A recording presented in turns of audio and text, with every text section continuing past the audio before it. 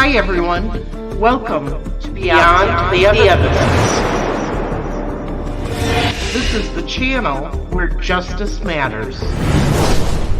My name is Marv. I am a true crime fanatic, and I love to dig deeper into the mysteries of unsolved cases. Join me as we search for missing persons, uncover the clues in unsolved murders,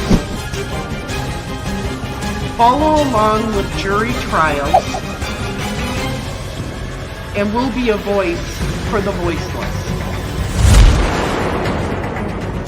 I'll share with you the facts, the theories, the clues, the evidence, and the controversies that surround these cases. This is Beyond the Evidence.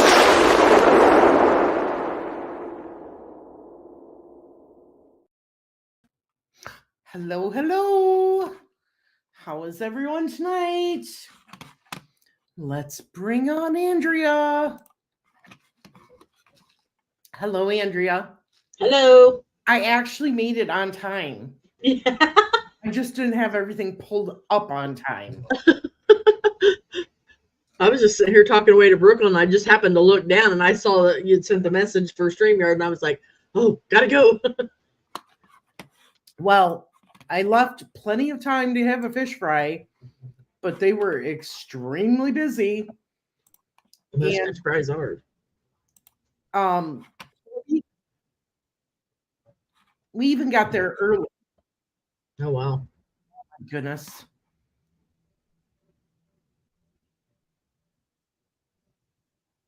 I'm getting a message. Okay, hang on. I'm just going to ignore that one.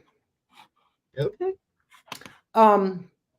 We may not have much of an audience tonight because Tipton versus Elwood plays tonight in Tipton. Oh, okay. In football, so.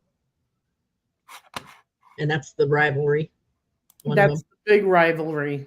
Yeah. Gotcha. That's okay. They can watch it on replay.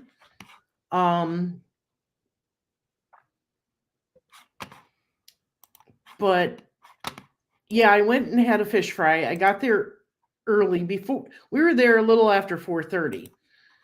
And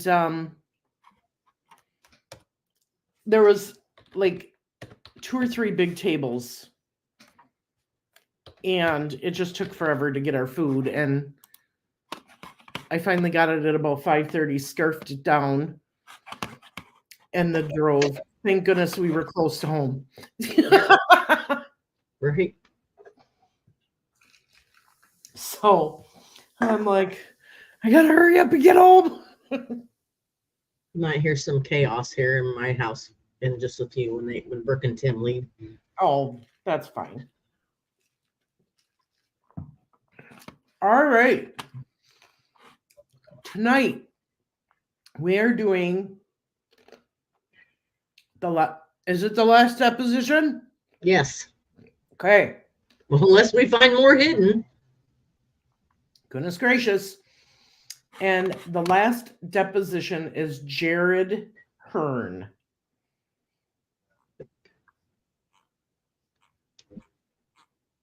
Oh my God. So I'm just going to show y'all. Hang on. I'm going to present and just show you this because this is just crazy. What we're working with? Yes. So when we say that some of these depositions are weird, it's got 4 little pages on one big page. Yeah. And that's what we're reading from. So it's absolutely crazy. When it's like this, throws us a little bit of a challenge, but we'll get through it. Hello, Jill Mosier. How are you? Owl on the prowl. Nice to see you. Misty Free Spirit. Thanks for being here. And of course, Andrea's here, and I'm here, and others are here watching behind the scenes. Okay, so we are in it to get through this whole thing today. So that means if we're on for 2 hours, we're on for 2 hours. Yep. So we are going to get started right away because this is the final one and it is a long one. Yep. Okay. You are going to be, I don't know who you're going to be. Mr. Roberts. Here, Jay Rich and Patrick Roberts. Yep. Is it Patrick Roberts? Yes. Okay. Which was Jonathan Yates' lawyer. That's what it is. Okay. I'm so used to the other one. Yeah. Okay. Oh, no. Huh? My document. Oh, there it came back. I don't know. My document just all of a sudden disappeared. Oh, crap. So I'm trying to. Okay. I think I got it.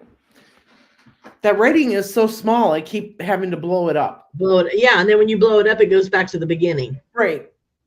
Like so mine does. You lose your page. Yeah. All right. You ready?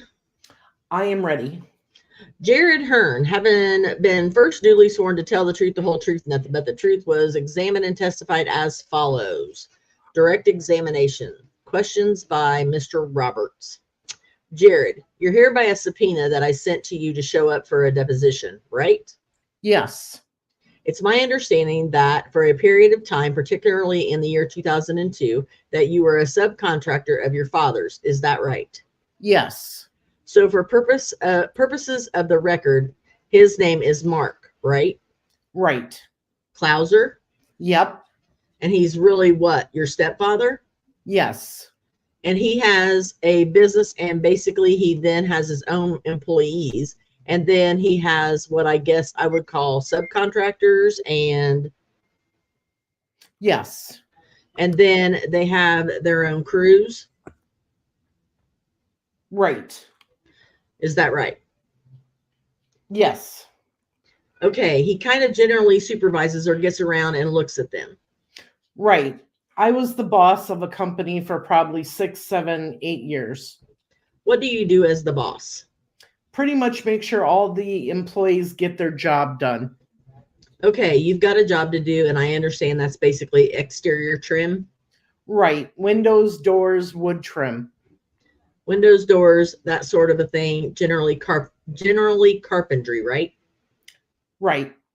During 2002 and maybe at other times, did you employ Andrew Bush? Yes. And did you know when you employed him? I employed him first time around the year 2001. Okay. Was he living with his dad here in Tipton at that time? Yes. Okay. Then there was a period of time after that. What, he went away or what? He lived with Brian Bowen, also in Windfall. Did Brian work for you? No, he also lived with Tony Edwards at one of his rentals. Not with him, but a rental of his in Windfall. And then he went to Florida, come back, him and Chris together, Baker. Uh-huh. They come back, they lived at his dad's for a while, and then they lived at Brian's again for a little while, then back at their dad, off and on everywhere. Let's go to when Drew, and I'm going to call him Drew or Andrew. Do you know who I'm talking about? Bush? Yeah, I know him by both. Okay, when he returned from Florida and Chris Baker was with him, okay, do you recall when approximately that was? That was toward the beginning of 2002. Uh-huh. They come back a second. They went to Florida again and come back again. And that was, I don't know, I'm saying August, September. Then they went again in October. Okay, let me tell you what has been told to me, all right? And we'll see if you disagree or you agree with it, all right? That sometime between March and May, okay, of 2002, Drew Bush and Chris Baker came back to the Tipton area. Immediately upon getting back here, within a day or two, went to work for you. Yes. Drew stayed here then through maybe sometime in October or late October, or maybe beginning of November of 2002. and he and Baker went back to Florida. Yes, Chris supposedly lost his mind and Drew come back alone from Chicago. Okay. In the meantime, at the beginning of the summer, maybe around the end of May, June, Chris Baker left, went back to Florida, and came back the end of August or the beginning of September of that year. So basically, during the summer, Chris is gone, but Drew is here. And Chris wasn't gone the whole summer. okay, how long was Chris gone? Chris was gone without Drew for probably 2 or 3 weeks. Then he came back. Now, are you telling me that during the summer of 2002 that Drew also went back to Florida? Yes. Oh, both of them went back to Florida? Yes, they both went to Florida once. Come back. Chris went by himself back. He come back. They both left again in the end of October, beginning of November. Okay, well, maybe my information or what I've related to you isn't exactly correct. I'm trying to get this thing focused, and I want you to help me here so that when we get done with your testimony, we know exactly what the chronological whatever of events are. They went to Florida the first time because I had fired them. Okay, let's go back. They come, Baker shows up with Chris, okay? Drew? Or excuse me, yeah, Chris Baker shows up with Drew Bush sometime in the spring of 2002. Is that fair? I'd say it's more in the summer. Okay, do you have any records that we could look at that would tell us when it was? No, all my records I have shows how much they made. It don't show what days they worked or anything like that. Okay. That's my big downfall. Bad business. But wouldn't you have records that said you paid them in May or June or July? Yeah, I've got a couple of things at the house that says he was paid for a week in October or a week in November and stuff like that. Okay. But it just doesn't have the dates on it or nothing. How far do you live from here? 20 minutes. At the end of this deposition, okay, I may want to have you come back and ask you a few questions this afternoon. But what I'd like for you to do is to go get those records and bring them back, and we'll copy them and give them back to you. Because it's pretty important that we know when they worked for you. Right. Okay. See, I've lost a lot of that. I got married, had a child, got out of the lifestyle that them boys lived with me and stuff like that. I lost a lot of my paperwork. So I've got like one here that says Drew Bush from February, or I'm just giving an example. Sure. And then one maybe for Chris that says May, stuff like that. It don't really have much of dates on it or nothing like that. Okay, we'd like to see what you've got. Pretty much just to keep me safe from the IRS. Sure. And that's what most people do, you know. Right. So I just would like to see what you have. Right. Okay. Is that fair enough? Yep. Now, to your recollection, they came more towards the beginning of the summer, and I guess they would be late May or early June. Yeah. And then they quit and went back to Florida. No, they got fired. They got fired. Tell me about that. Well, when I run a business, I like for a guy to show up 5 days a week, work 8 hours a day for me. That way I've got a crew. These boys here, they wanted to party all the time. They got hooked into crystal meth, and all of a sudden, from there on, they never wanted to come to work. Then Drew got hooked into Oxycontin. Well, they never came to work. I fired them. He cleaned up his act a little bit. I gave him a job back. In October, he lost it 100%. Well, I was done with him. I said, "You're out of here."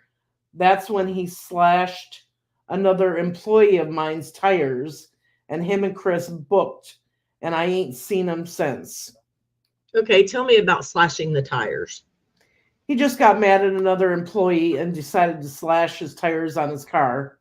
Who was that? Jeff Young. And that occurred in October Yep. 2002. Yep. And then they left and went to Florida. Yep. Okay, I heard that when they decided to go to Florida, that was kind of sudden, and they went to you for payment, and you told them they'd have to wait till the end of the week. Yep. They were trying to book it on a Wednesday, I believe it was, and I told them you'll have to wait till Friday.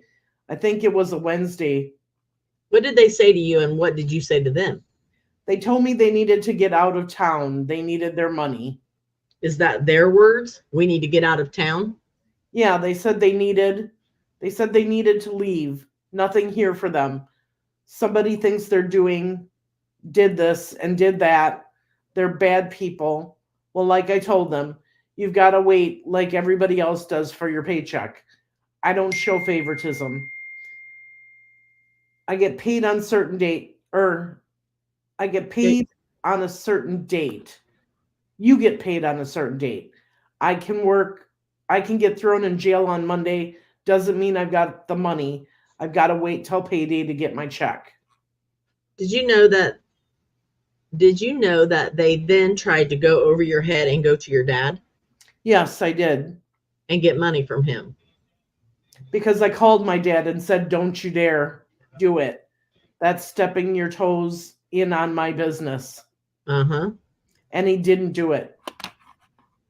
But the words they used is, we've got to get out of here, or words to that effect. We have to leave. We have to leave. We have to leave. There's nothing here.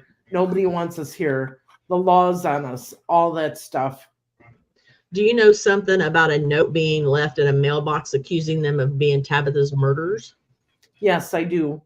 Okay, tell me what you know about that. I know that a boy from the trailer court put a bunch of letters on everybody's mailboxes, trying to give everybody the hint. A boy? Yep. Who was it? I don't really feel comfortable saying that. Well, this is something that's very important. Jason Jackson. Jason's the one that put them in there? Yep. And he's not the one that did do it.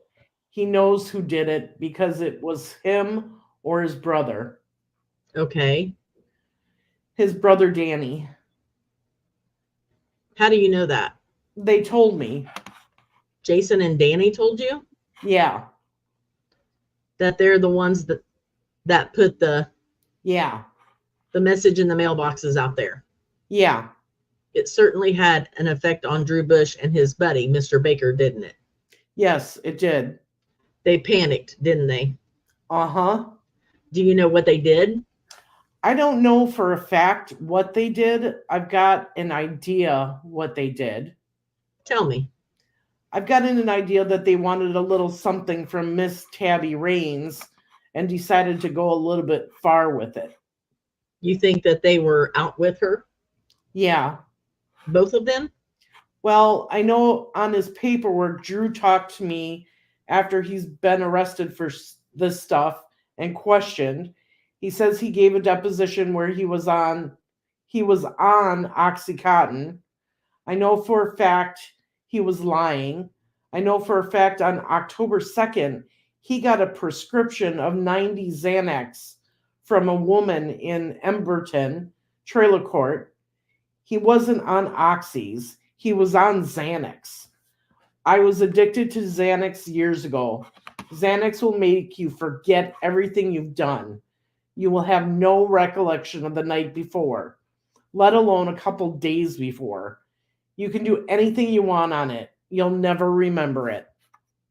And you know he was on Xanax on October the 2nd. I know for a fact he was on Xanax. On October the 2nd. Yep. How do you know that date? Because that's when the woman gets them. She gets them on the 1st and 2nd of every month. Drew ran to her every month. How do you know he got them on October the 2nd? Because that's the day to get them. It was Wednesday. What's her name? I don't know her name. I know she lives in Emberton Trailer Court. When you take a left into Emberton Trailer Court, hang a right on the first road. She lives on the left-hand side in one of them trailers. There's a lot of play to the stories going around, but the thing that don't make sense. Tell me about it. Like the cocaine. Drew was a big pusher of cocaine at the time. Uh-huh. So it wasn't over the cocaine. Drew had a thing where he wanted to have sex with her. So did Liz Balser. They both were sexually active towards that girl. She wouldn't give them the time of day. And Chris and Drew, you put them both together, bad things happened all the time. Tell me about that. One was a fire and one was a fuel. Well, okay. I think I understand what you mean, but a court or a jury doesn't know what you mean by the fire and the fuel. So if you would explain what you mean by the fire. If Drew was in town with me alone, he's seen a pretty girl, he might whistle. If Chris was with him, he'd actually walk up to them and start being vulgar. Vulgar. Instead of saying, hey, you look good. Hey, can I get down your pants? He'd just be very vulgar about things, not being a man treating a lady like a lady. Uh-huh. He'd be very rude. And he did that in front of Chris Baker? Oh, yeah. Him and Chris were thick as thieves. On October the 2nd, do you know if they showed up for work? They showed up for work, but they didn't show up for work on Thursday or Friday. Drew showed up for work on Friday. Chris didn't. Chris missed Thursday and Friday. Said something about looking for a place to live and cleaning his truck. That was the excuse he gave you?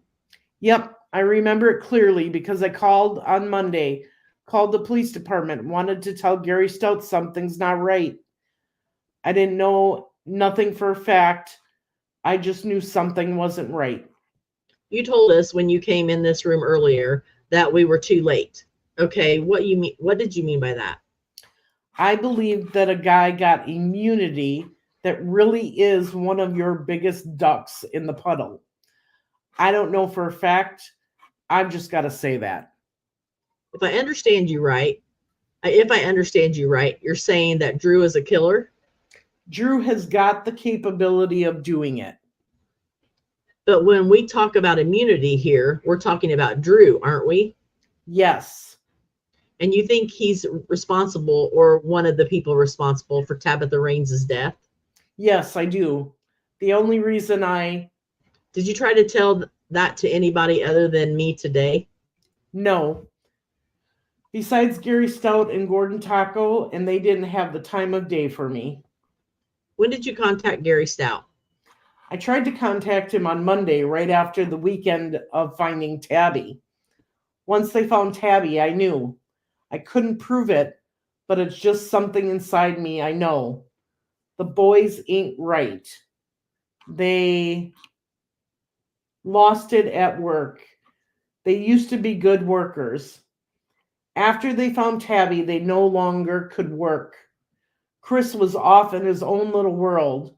Drew tried to work, but he was off in his own little world too. We screwed with them at work one day and said, hey, Drew, the cops are all out at your house searching the field. They panicked. That's what? Just little circumstances?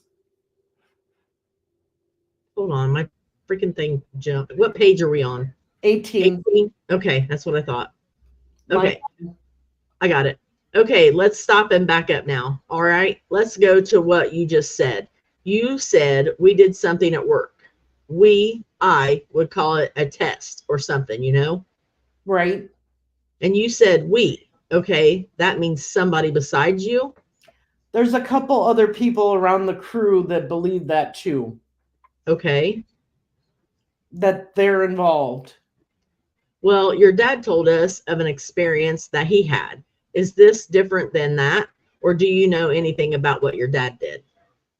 I don't know exactly. You don't know what your dad did. Tell me what you say the other workers, you talked about somebody being in a field. Well, we got a phone call at work from a buddy of ours saying that the cops are all over the trailer court searching the backfield. Well, we told Chris and Drew, if you guys did do something, man, you guys didn't cover your tracks very well. Well, they started freaking. That's when they started making the plans to go to Florida. Okay, hold on. When you said freaking, what did they do? They started acting weird, all funny. No longer were they willing to work. They all ran off together, chit-chatting to themselves. They wouldn't have nothing to do with nobody anymore. How about pounding nails? Well, they became worthless. They used to be good at it. Now they were no good at it. Both of them? Both of them. They both went weird. They were both good workers at the get-go. Then after the fifth, after they found Tabi, nope, they weren't no good no more. Drew Bush has been described by more than one person as a con man. Oh yeah, very good con man. Tell me what you mean by that. He's more of a con man on the lower life forms of the street, druggies, stuff like that. He'll con you out of your drugs, con you into liking him, tell you one good thing and really mean another. He's just a good conner. He'll come in and make you think he's all innocent and goody-goody, and as soon as you turn your back, he's doing everything bad, like with my brother. My parents have a rule. Don't be bringing drugs into the house to give to my brother. Drew, oh, I won't do it. I would never do that to you guys. Well, as soon as they turn their backs, he's the one bringing in the pills. That's just how the stuff worked with him. Now, when you talk about your brother, you're talking about Matt? Uh-huh. Jarrod, did you ever have a confrontation with either Drew Bush or Chris Baker? I had a little bit of a confrontation with Drew. When did that occur? When I hit his dad. When you hit his dad? Yep. When did that occur? During the summer, they gave my brother morphine patches along with Shane Jackson. Gave him morphine patches? Where? Out there where? Where Drew was living in the trailer court? Uh-huh. Shane was diagnosed as a suicide. They were involved. Shane Jackson was involved with Leroy Bush and his dad, Bear. Shane Jackson's dad, Bear, on selling morphine patches. Well, Shane owed Leroy Bush a lot of money. That night, Leroy Bush was partying with Shane. Later that night, Shane came up dead. I hung around Shane for years. Shane did sell drugs, but he was a drug dealer. He didn't like taking a whole bunch of stuff at one time. That wasn't his style. Shane Jackson dies as a result of an overdose of drugs? Uh-huh. Okay. That you believe he got from? No, he was the supplier of them. He was the supplier of drugs to Leroy Bush. Leroy Bush watched Brian Bowen and Matt Clauser both OD on a morphine patch mixed with alcohol. He had Shane over there getting them drunk and told them to put the morphine patches on. Told Matt that? Told Shane Jackson that. Okay. Shane was over at Leroy's house with the patches. He was drinking. Leroy said, "Go ahead and put one on. It ain't going to do nothing to you." All this getting them to put the patches on. They put the patches on Shane. Leroy Bush and Raymond, whatever his name is, across the street, Mexican. That's where Drew got his cocaine too. They put the patches on the man and the man died? Yep. When was that? I don't know the exact date of that. Now, so we get the players here right. Leroy is Andrew's dad. Right. And it's his house that Chris Baker and Andrew lived during a part of the time they worked for you. Yes. You had an altercation with Drew Bush because you became very angry at his dad because your friend Shane Jackson died. Is that right? Well, his dad was pushing drugs to kids. His dad's not a normal person. I feel if you're going to sell drugs to people, you at least sell them to adults, not 14 or 15-year-old kids. That's what Leroy Bush does. He gives beer to an 8-year-old kids and stuff out there in the trailer court. I don't believe in that. And when he gave my 16-year-old brother a morphine patch and was letting him drink vodka at his house, well, I don't condone that. That's not for adults to do with kids, especially not. When did that confrontation take place? I know it was summertime and it happened at Star Bank. Okay, was this in 2001 or 2002? 2002. 2002, the same year that Tabitha died. Yep, it was during that summer. And is that the same year that Shane Jackson died? Yes. When you went to the Bush house, okay, I guess trailer, you went there to see his dad. No, we got into it at Star Bank. At Star Bank. I seen him at Star Bank. I went up and asked him, "Why are you giving my brother drugs?" He says, "I didn't do it. This, that." I told him, I said, "You're lying to me." I said, "Here, you can come out in the country. We can fight," I said, "or we can do it right here. Plain and simple," I said. "You gave my brother a morphine patch," I said. "He about died." I said, his friend did die in the ambulance. They revived him," I said. "I don't play this game. I'm not the type of human being. You ain't going to feed my brother drugs like that." Are you talking about Matt? Yep. Yeah, Leroy. And you're talking about Drew? I'm talking about Leroy Bush giving my brother Matt Clouser a morphine patch. Okay, but who do you have at Star Bank? Who are you talking about? That's Leroy Bush there. You're talking about Leroy and not Yes.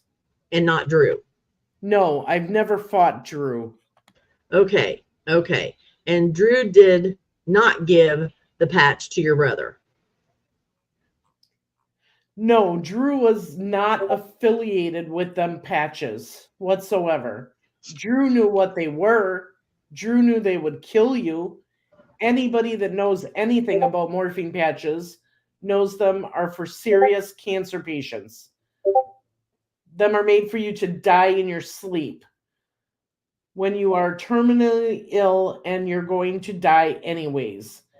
They're put on you so you will die peacefully.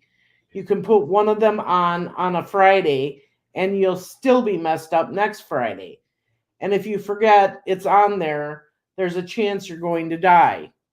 Tell me about this Xanax. I think you told me about that. You were pretty... Xanax is a wild drug. It's a little tiny pill. You can get it for $2 a pill if you can talk to a good person.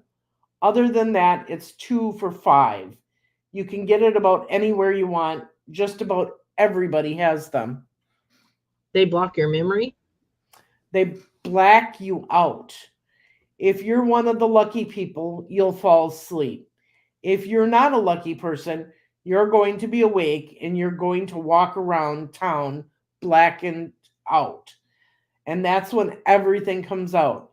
You don't like nobody. You don't like yourself. You ain't got no remorse for nothing. You could actually eat a couple of them, kill somebody, and never remember it. It is possible. You tried to tell this to Gary Jackson, and you tried to tell... Gary Stout. Gary Stout, excuse me. And Gordon Taco. And neither one of them returned your calls? Neither one of them wanted to talk to me. Well, did you talk to them and they said they didn't want to talk to you? No, I called up there. They were in meetings. I called back later that day. They're not there. I called the next day. They're in meetings. I kept telling them what it was over too. and they just seemed not to want to call me back. Like they didn't really care about it. You left messages? Yes. And what was the message you left for him? That I had some information they might be curious about the Shane Jackson incident. I told them about the Tabi Raines incident over the phone. They took down the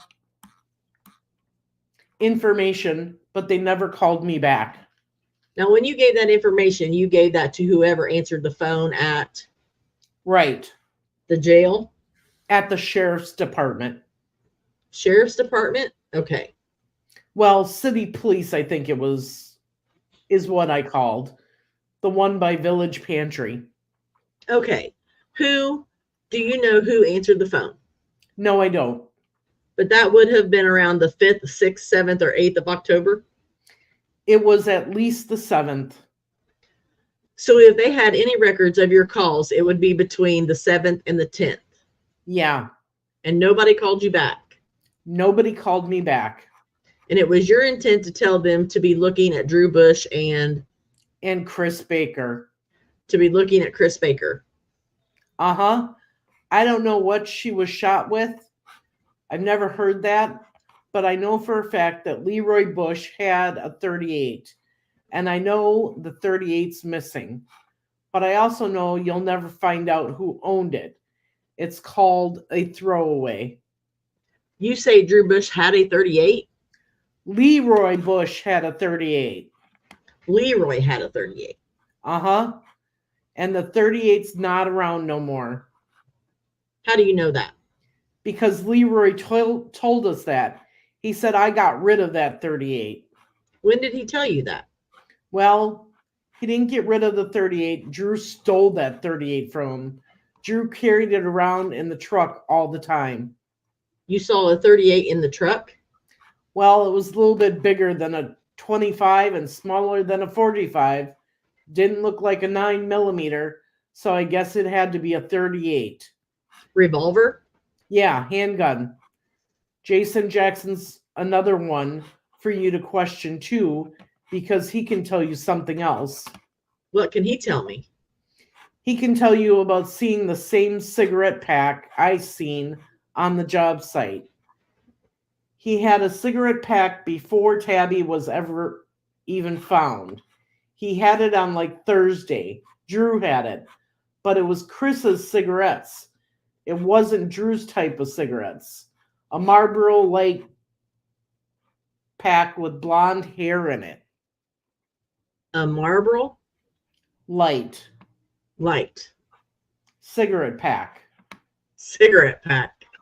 And it had a little bit of blonde hair in it, like somebody cut their baby's curls off when you cut your baby's hair for the first time and save your curls. It was pretty much like that. That was all that was in the pack? It was on the outside of the cigarette pack, sticking in the cellophane. Well, then that means somebody had to put it there. Right. Kind of like a trophy. Pretty much. That's all the stuff that led me up to thinking stuff about when you find stuff like that laying around.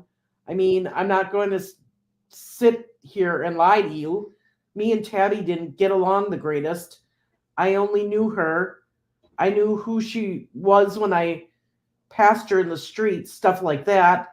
I didn't exactly associate with her because I'm so much older. I didn't associate with youngsters. Well, all of a sudden, when all that stuff started happening, I ain't got no remorse for somebody that's going to do something like that to somebody, so I called the law. That was the only thing I knew to do. I'm not a snitch, but I also ain't going to sit back and think I know something and not give a little bit of information to somebody. Uh-huh. So that's when I called Gary Stout. But he just never got back to you. Never got back with me. So Mr. Jackson could tell me about the cigarette pack. He can tell you about the cigarette pack also. That Drew was carrying around with him? Yeah. But he didn't smoke Marlboro Lights. No, he smoked Marlboro Reds. Pardon me? He smokes Marlboro Reds, full flavors. But Chris Baker smoked Marlboro Lights. Wait a minute. But Chris Baker smoked Marlboro Lights. Okay. Now, was this just a pack sitting on a seat of a truck, or was it Yes. something that somebody was carrying around? No, it was in the truck, just sitting in the truck. You opened up the door, you look on the seat, you'd see the cigarette pack. So you don't know whether Drew Bush put it there or... Right. I don't know who put it there. You don't know who put it there. I don't know who put it there. But coming back and forth to work, Baker was always with Bush, and they were always in that truck. Yeah, they were always together. See, at the very get-go, I thought it was just Drew. Chris is a good player, man. He played me for everything I had. I thought it was just Drew, so I told Chris, watch out for him. Chris ran right to him, told him everything I said, and that's when they started talking about jumping me when I'm driving down the road. Tell me about that. Well, they never did it, but they both were whispering to each other. There was words overheard that on the way home. Okay, tell me about the words. Chris drives for another guy because he's suspended. Chris didn't want to drive with that guy. He wanted to be with Drew in my vehicle on the way home. I figured I knew too much. They tried to get my brother to go out with them alone too after all this happened. Matt? Yeah, they never did do nothing to me in my vehicle, but like I told them on the way home, I feel sorry for a guy that wants to jump me driving down the road because I'm going to hit a telephone pole doing about 70, and we're all going to fly out the windshield, and we'll see who gets up then. You told Drew Bush that? Yep. I didn't tell them if them two tried to jump me. I just said if anybody tried to jump me while I was driving down the road, I'm driving, I'm going to hit a telephone pole. Just a general statement. Right, just to let them know. And the reason you did that was to deter them from any action to try to get you? Right. I'd already been driving with brass knuckles in my hand, in my lap, because I kind of figured they were going to try to jump me as I was driving down the road. Was both of them with you at that time, or? Yes, both of them were alone in my vehicle. Okay, and Chris Baker, who normally drove the other vehicle, insisted on being with you. Insisted in riding in my vehicle with Drew. So you armed yourself with some brass knuckles or had them close by? Yes. They could see them? Oh, yeah, they could see them. They were sitting right on my lap. So, and you talked about driving into a pole? Yeah, you jump me while, if any man tries jumping me while I drive, I'm hitting a telephone pole. Well, they must have known that you suspected them then. Oh, yeah, they knew I suspected. Because you told Baker and Baker told Drew? Well, we tried to talk about it every day on the ride to work. We tried to discuss it every day about who would be crazy enough to do something ignorant like this to somebody. Now, you brought that up, or they brought that up? They would bring it up once in a while. I'd bring it up once in a while. Other people in the vehicle would bring it up once in a while. Nobody actually knew nothing about nothing. Just bring it up. What type of human being would actually do something like that? And they all the time acted all skittish about it. Describe skittish. Not want to talk about it. Don't want to discuss it no more. Don't have any opinion on nothing. Most people have an opinion on everything if you talk to them. Well, I'm trying to get the scenario here. When you say you're going to work and back and forth to work, is this something where we drive for about an hour to an hour and a half to work? It gets boring just sitting there being quiet. Sure. That was the hot topic of the day. Right. Was Drew and Chris always with you on the way to the job site and the way back? Yeah, every once in a while they drive themselves, though. They started driving themselves quite a bit when Drew came back with his new truck from Florida. I wouldn't say new truck, but a truck. He had a vehicle this time. But right after Tabi's body was found, okay, are they driving or are they riding with you? They would drive 1 or 2 days, then they'd ride with me a couple days, then they'd drive again. It was off and on. I get the impression there's another vehicle there because Chris was supposed to be driving that because the other guy didn't have his license. Right. When they come over to my house, if, say, I was going to one job, this guy was going to the same job, but I didn't have enough room in my vehicle for that day or something, he would drive another guy's truck for me because that guy had no license. Okay, that's Chris driving the other guy's truck. Right. Do you remember who that guy was? Yeah, Gary Bosman. Apparently, you and the other members of the crew talked about Chris and Drew and their, I'll say, changed attitude after Tabitha was found among yourselves and then tried to test them out. Yes. Is that fairly accurate? Yeah. So this talk that you've previously testified to about, well, who would do a thing like that or something like that, that was designed to get a reaction out of Chris or Drew? Yeah, pretty much. And their reaction really was to say nothing, put their head down, say nothing, or act strange.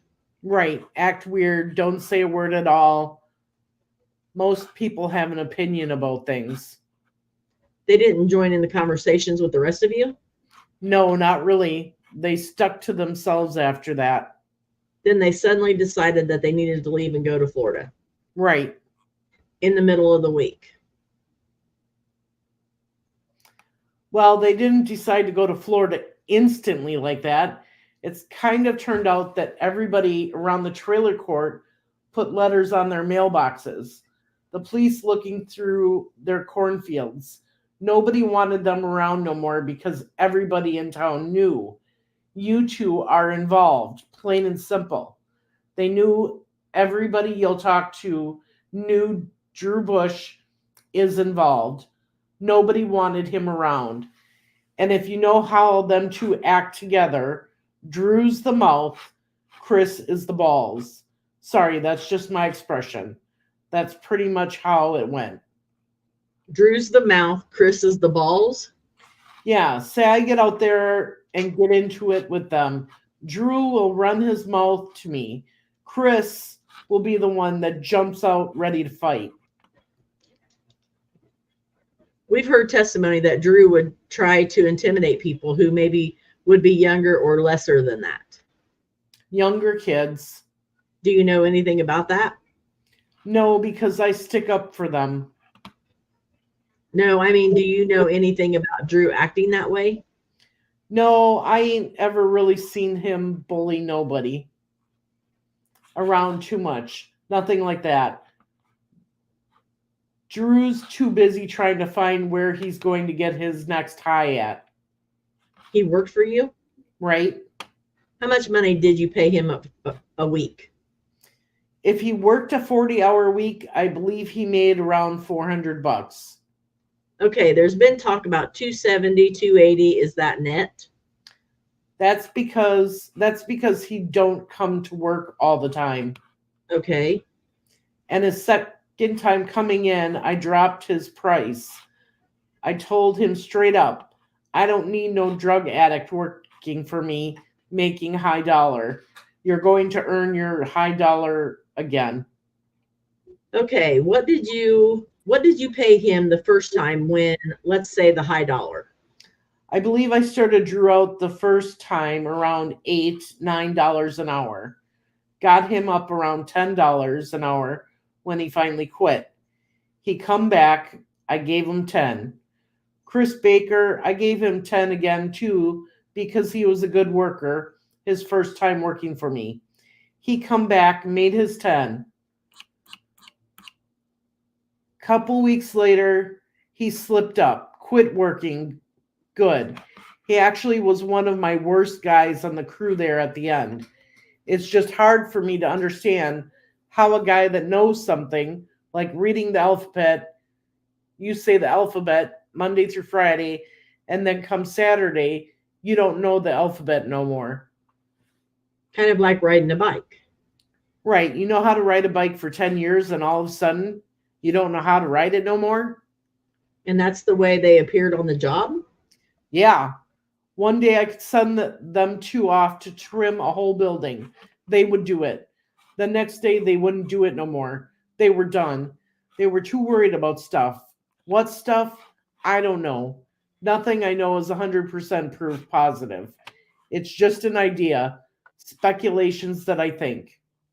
Well, you know what you observed. Right. And I'm not asking you to speculate. Right. Okay, I'm asking you what you saw, okay? What you heard, okay? And how they appeared to you, okay? And I think that's what you're telling me. Right. That's what I'm trying to get around to. You've got some other suspicions. For instance, you say you can't prove like that they were involved in Tabitha's murder, but you base that upon what you saw and observed. About how they act. Because if it was my idea of to say what I think would have happened, I think they got into a confrontation. Drew wanted to take her out. She said no. So Drew shot her. Chris says, well, dude, you didn't do it right. Boom. You did it. He did it the correct way. Chris is your guts. Drew's the mouth. Well, nobody's told you how she died or how many bullets she's had in her or anything like that. No. Other than that, all you've read is in the newspaper. I don't even read the newspaper. You don't even read the newspaper? Nope. All right. Everything I know from the underground people. Okay, tell me what the underground has told you about how Tabitha died. She stole Kyle Neff's cocaine. She stole Kyle Neff's cocaine? Uh-huh. I don't believe that. Drew had a big bag of cocaine in his pocket that day. On the 2nd? Uh-huh. He was a coke dealer. Drew Bush was dealing cocaine every day, 8-ball to an ounce a day. He was a coke slinger. Kyle Neff didn't have nothing on him. If Kyle lost a little $20 bag of cocaine, it didn't mean nothing. Tabi run right over to Drew, say, hey, Drew, give me some more cocaine. Drew would do it. In the druggies world, you don't buy everything. Sometimes you've got friends that have something in their pocket and they're willing to give it to you. And Drew liked Tabi, and I've wrestled with Drew. Okay. I've heard something about... He's a pretty stout boy, isn't he? I've heard something about Kyle Neff and John Yates holding him back or something. I've wrestled Drew. I'm an undefeated wrestler in the backyard. I've wrestled guys up to 300 pounds down to 100 pounds. Drew Bush isn't going to be held by a guy my size if he doesn't want to be held. It ain't going to happen. Drew's a big boy, and he's strong when he wants to be. You agree with me on that. Yes. Yeah. I've wrestled him. He's strong. Is he pretty tough? He's pretty strong. He'll wear out quick, but he's still strong. And a man that wants out of a circumstance that size there is going to get out of the circumstance. Do you know John Yates? I knew John Yates when I was younger. We knew him as little Bart Simpson. You tell him that, he'll know exactly who I am. Okay. Because I used to call him Bart Simpson all the time, because when he was like 12, 13, he looked like Bart Simpson. He's about your build? Yeah. He ain't going to hold Drew back, is he? No, not if Drew wants to go. Right. Seen Kyle Neff? Because me,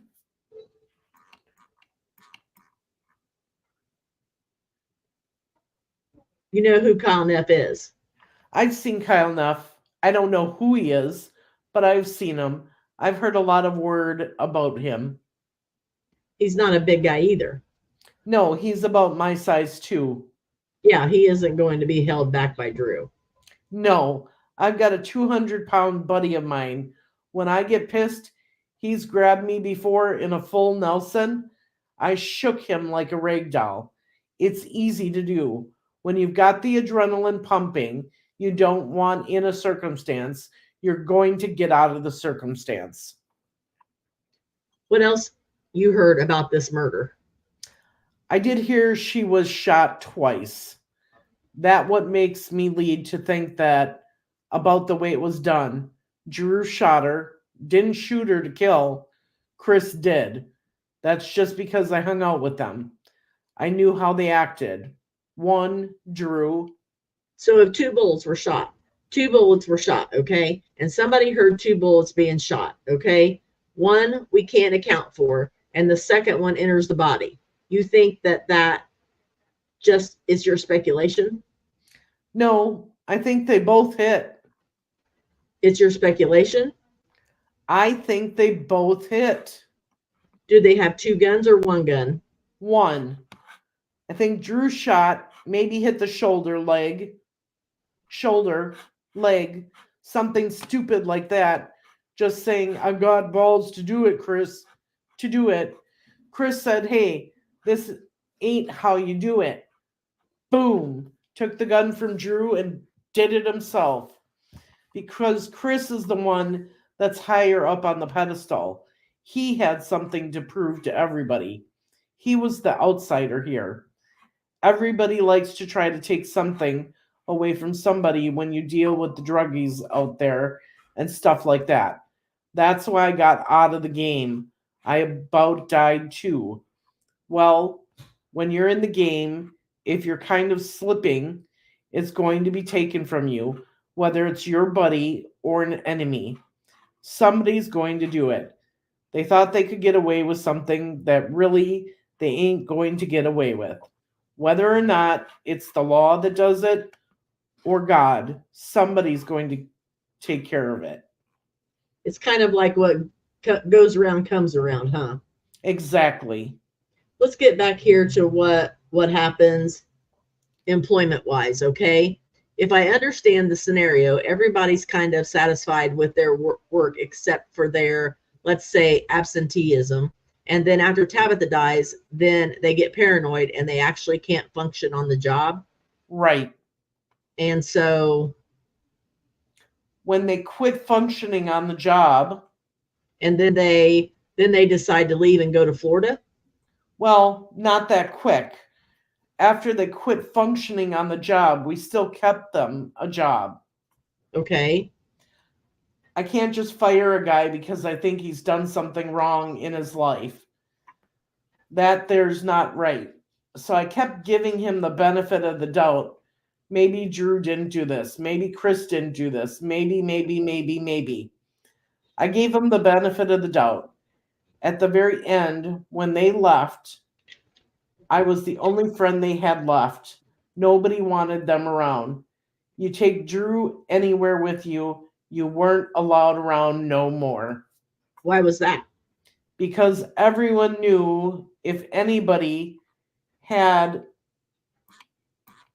any affiliation growing up, hearing through the streets and stuff, Drew and Chris were the ones more apt to do it. To Tabitha? Uh-huh. Okay. Tabi was in that party life too. She was right there with us all. She was no worse than anybody I know. She was no better than anybody I know. She did her own thing. She didn't hang around with many people I know. She hung around with Drew, Liz, which I don't really like Liz myself, but she just acts a little funny to me. somebody says that they saw Liz and Tabitha together on the 3rd, okay, then that would mean she didn't die on the 2nd. Exactly. On the 3rd, Chris Baker's not at work. Nope. On the 4th, Chris Baker's not at work. Not at work. Drew is, though. Drew comes, and that's what I was going back on the 3rd, okay? Nobody misses on Friday on my crew. That's payday. Who misses payday? All right. Now let's go back here to the 2nd. On the 2nd, both of them were there. Yeah. Now follow along with me, okay? Uh-huh. If Drew says he got up in the morning, had a bunch of drugs, and didn't go to work, just gives us a whole scenario of everything he did that day, but he didn't go to work for you that day, okay? He'd be describing the 3rd, not the 2nd. Am I right? No, if he got the pills on the 2nd, he ate them all on the 2nd. He'd come to work on Friday. Said he forgot to come to work on Thursday. He probably slept all day Thursday. And if he wasn't sleeping, he was walking around blacked out. Okay, let's say he was walking around blacked out. That could have been on Thursday, and that could have been the 3rd. Right. Right? Exactly. But it couldn't have been the 2nd because he's working for you on the 2nd. Well, he got his pills after work. I'm saying he worked for you during the day. Yes, he was at work on the 2nd. Okay, he didn't get up at 11 in the morning, okay? And no, he left his house at 6 in the morning. Do a couple blunts and go to the liquor store and get some. No. And get some booze and do all these kinds of things? No, not on the 2nd. On the 2nd, he was with you? Right. He was at work on the 2nd.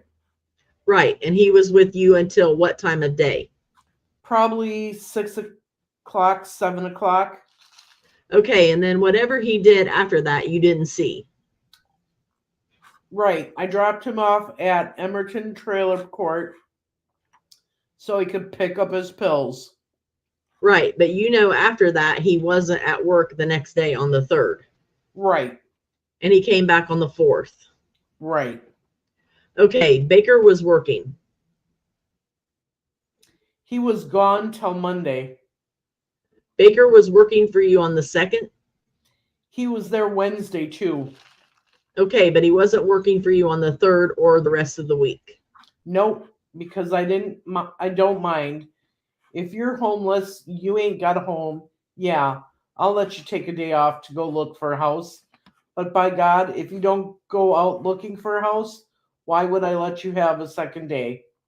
Well, but is that the excuse he had? Yeah, he had to go clean out his truck and find a house. Who? Baker or? Chris. Yeah, Baker. Did he have a truck separate from Drew? Yeah, it was his truck. It was Chris's truck. Drew didn't have no vehicle ever. All right. Drew ain't never had a vehicle. So when you're talking about the truck, okay? It's Chris's truck. It's Chris's truck. Right. Chris left for a while, went back to Florida without Drew. Am I right? Right. During that period of time, was the truck gone? Yeah, I don't ever believe he had that truck then. It's when he came back the second time he had the truck.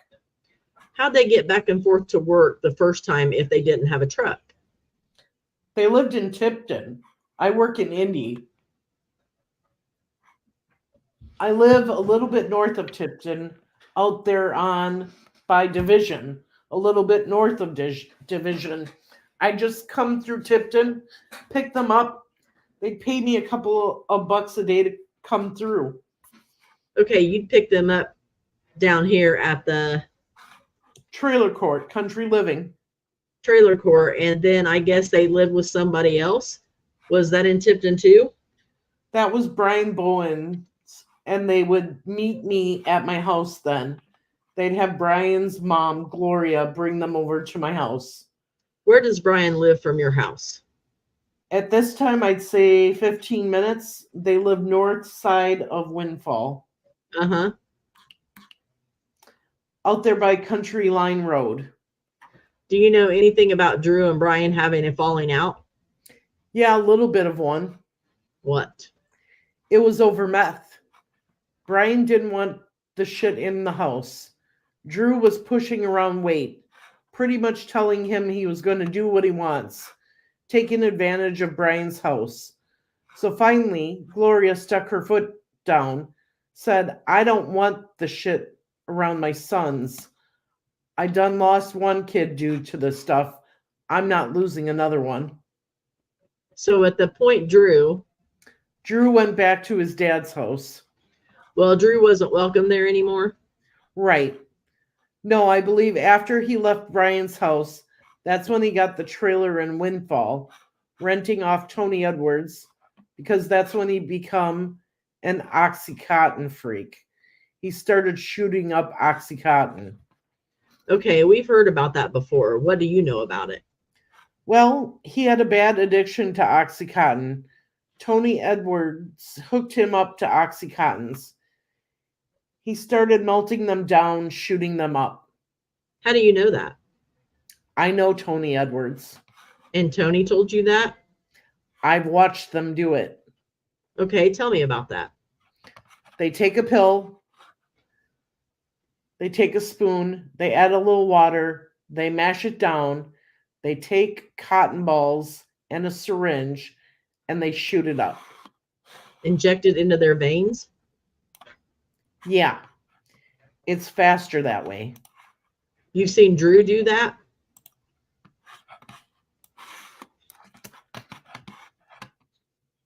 Oh yeah, Drew always had knots on his arms and stuff right there. You're motioning towards the inside bicep of your left arm. Yes, Oxycontins and Xanax. It's the top of the list. Oxycontins are a bad boy drug there. Most people can't handle them. Well, we've heard from other people that he had a pretty high tolerance. Oh, that he did. He was a horse. He'd take just about anything you'd give him. But you say with Xanax, there's no memory. There's no memory, none whatsoever. I take it that's from a little bit of experience. Oh, yes. I about got killed on them. I've never been that type of to mess with other people, mess with other people's things. But when... Okay, let me ask you some specific questions about this case, all right? Uh-huh. I don't want you to speculate, think, or give us your opinion. Right. Just about what you know. People that are aware, other than you, as to whether or not they're working on the second, the third, the fourth, or the fifth, okay, is those two men themselves, okay? And maybe Drew's dad, all right? Yes, Drew's dad would cover his butt for anything. Sure. And you talked about a Jackson boy that knew about Danny, I think you said his name was. And was it Jason Jackson? Yeah, Jason Jackson and his stepbrother Danny. Okay, and they're the ones you think that put the note on the mailboxes. Yeah. And it wasn't Elizabeth Balser then. No. But they thought, they, meaning Drew and Chris, thought it was Elizabeth. Yeah. How do you know that? Because they thought it was. Did they tell you that? Yeah, they thought it was Liz that did it to them. And so they went down and told Gary Stout about that. Right. I don't know what all they said to Gary, but I know it was a bunch of crap. How do you know it was a bunch of crap? Well, Liz is kind of involved with them on it. I don't know how she's involved with them, but Jason Jackson will tell you Liz come over to his house. He turned her away, said, "Don't come around here." She got mouthy and told him, "Yeah, I killed her, and I'm going to kill you too." Said that to Jason. She said that to Jason. Yes, but so did Mike Raines. Mike Raines said that? Yeah, he said it too. He was in Tipton drunk.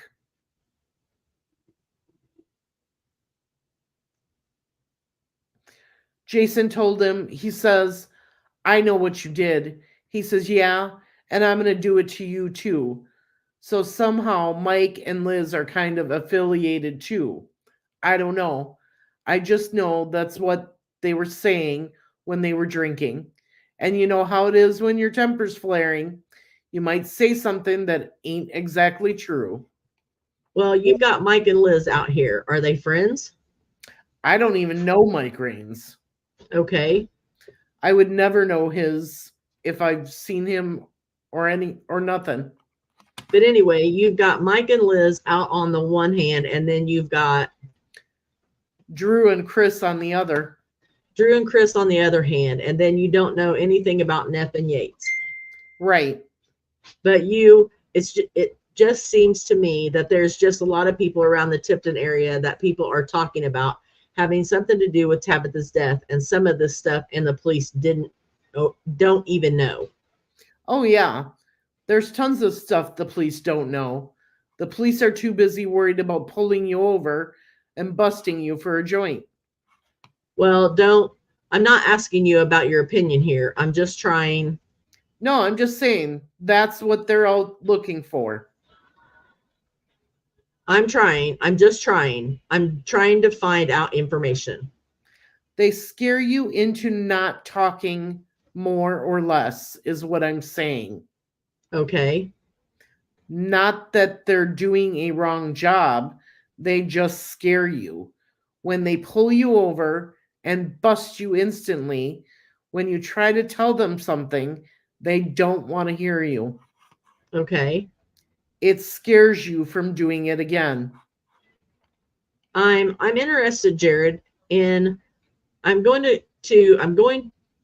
trying to figure out a way to capture this description in the question, and it's a little bit difficult. But what I'm going to describe as mind games, okay? Apparently you and some of the members of the crew were playing mind games with Chris and with Drew about the cops being in the field, Well, the cops really were in the field. Well, but We just told them about it to see how they would react. Well, instantly they got on the phone and called their dad. And all you said was the cops are in the field? Yeah. So everybody else there, nobody else thought. Nobody even caught on to what we was talking about, but Drew and Chris did. They got right on the phone, needed to borrow my dad's phone to call his dad, see what's going on, and all this stuff. I mean, we told them, if you ain't got nothing to worry about, go up to Gary Stout's office and tell him. Well, I don't appreciate people doing this to me, but he never would do that. Well, he must have done it at some point after he got After we told him he needed to do it. And after he found the thing in the mailbox? Right, because I know if I didn't have nothing to do with it and I found out that in my mailbox, oh boy. And at that time, he went up and told them he didn't have anything to do with it. Right. And you suspected at that time that he did. Yeah. When we hung out together, their stipulation, he'd talk about why he lives in Indiana and not in Chicago. Something about he had a run-in with another guy up there in Chicago, and the guy didn't make it through. I don't know what that means. Now, he told you that? Drew, he said that's why he's in Indiana. Something about he went to a child's home or mental home, something ignorant, something about his mom didn't love him no more, and his stepfather always beating on him and all this stuff. And he went to a home. He said he ran away from home, got into an altercation with another boy, something happened, and that's why he's in Indiana now. He's not allowed to go back to Chicago. But it looked like he went to Chicago just fine to me after Florida. So I don't know what all he means by that. Drew will tell you big stories to make you like him. I've met his mom. His mom loves that boy to death, would do anything for him. She's the one that paid for him to come back from Florida to Chicago. She's the one that called and asking everybody that, or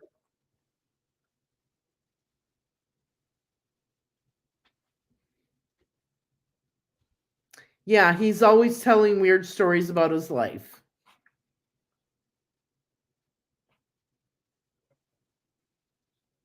Where did Oh, hang on, I went to the wrong page. you went to the next page? I was like, wait a minute, what? Okay, let me go back. She's the one that called and asking everybody around here, have you found out who killed Tabi yet? Because my son's having wild dreams. I guess he was talking stuff. What did she tell? Who did she tell that to? Kid I know, his mom. And he told you this? Yeah, I wasn't supposed to know that. That's how you found out about the wild dreams? Yeah, I wasn't supposed to know about that. See, I'm just curious about how you found out about the wild dreams. Yeah, Who told you? my mom. And did she find out from She found out from Drew's mom. Drew's mom? Uh-huh. And Drew's mom was calling her all the time asking if they found out anything? Yeah, because she was worried because he's having nightmares. And when you say Chicago, do you know where Clinton, Illinois is? Nope. Did he ever mention Clinton, Illinois? Nope. All he ever mentioned was Chicago. So if he actually lived in Clinton and he wanted to substitute places, he just said Chicago? Right. Drew has been in more places than anybody his age should have ever been. I'll agree with that. He's done more things than anybody his age should have ever done. I'll agree with that. And that's what's weird. I don't think he's telling the truth to everything. I'll agree with that. How does a 16, 17-year-old kid get in with biker groups and everything too? Most men I know 40, 50 years old don't hang out with 15, 16, 17-year-old kids. Tell me about the biker group. What did he tell you? No, I'm just saying he says he associates with this high up gang banging stuff. And over here, he hung out with these people. And then he moved there and hung out with these people. I mean, are you telling me this because he told you that, or? Yeah, he's always telling weird stories about his life. And you don't know whether they're true or not? No, because there's a lot to him that was never true. Well, that's the con man in him, isn't it? Right. He's a very weird individual. Is there anything else about this case that I haven't asked you about? No, I don't know. See, you've got an opportunity. You didn't get an opportunity to talk to the police, all right? Now, you've got your chance. You know, if there's anything about Tabitha's death that you know something about that you want to tell the prosecutor or me, tell us now. I just know Drew and Liz both wanted her sexually. That's all I know. I do know that for a fact. Now, let me follow up. How do you know that? Did they tell you? Yeah. Both of them. Yeah. When did Drew tell you? Drew told me pretty much in the hotel room. We was all in one night where Tabi and Tara were there. Tabi's sister, Tara. Uh-huh. They were up in a hotel room with us. When was that? Beginning of last summer. Summer of 2002? Summer 2002. My brother, Drew, Tara, and Tabi all got a hotel room. Well, me and one of my friends just showed up to see how my brother's doing. This is my brother's first time staying out. I just want to check on my brother. Well, I walk in, they're in there drinking. Well, okay. Well, Tara has beer bong vodka. Tara's choking on her own vomit, about to die in that room. Well, here I walk into the room. I'm 21. Instantly, something happens. I'm going to jail. So I freak out. I tell her, hey, we've got to get this girl somewhere where she's going to be okay. So I get the puke out of her mouth. I give her a cold shower, see if she'll just calm down a little bit so that the rash won't show up. If the rash don't break, then the alcohol poisoning might not be that bad. Well, I kept her. Okay, hold it. Rash? With alcohol poisoning, when you drink a lot of whiskey, Yeah. sometimes with alcohol poisoning, you'll develop a red rash on your body before you go unconscious. Well, if you're going in and out of unconsciousness, that's not a good sign.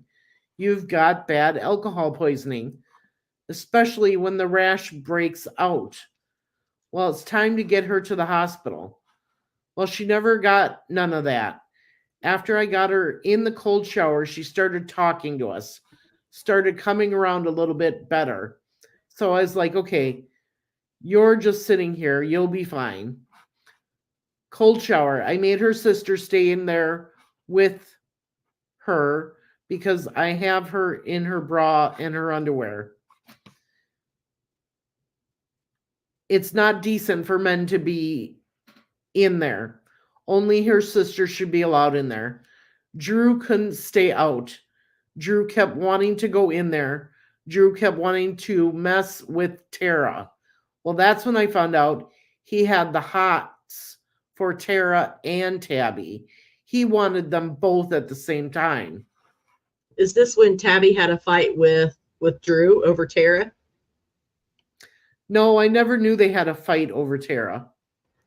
Okay, I had information that there was a party that they were both at, and in terms of what we talked about today, Drew was trying to hit on Tara, and Tabi went over and got between them and told him to leave her alone. That might have happened when I was out of the room. See, I met my wife at that hotel. She showed up a couple hours later with a couple of her friends. That's where I met my wife. Okay. Well, when we left the hotel, we was hanging outside, going to the jacuzzi, swimming pool, stuff like that.